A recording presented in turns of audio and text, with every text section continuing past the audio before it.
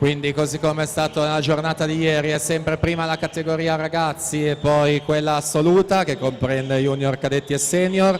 Per questi 200 rana sono previste 2 serie per ogni categoria, quindi un totale di 8 da 200 rana. In acqua c'è la seconda ragazzi, quindi presentiamo la numero 1. In prima corsia Elian Beninca, nuoto Vicenza Libertas. Alla 2 Mattia Geron, Team Veneto. Corsia 3 Marco Masette, Gymnasium Pordenone. Alla 4 Federico Rizzardi, Team Veneto. Corsia 5 Valerio Salzano, Circolo Nuoto Wisp.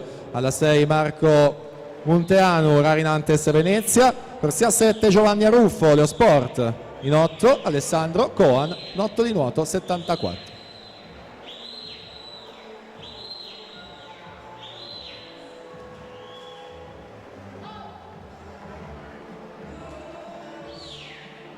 In corsia 5 Michele Piccolo, Gabbiano in vantaggio in questa seconda serie. Il suo passaggio era stato 1:14.87.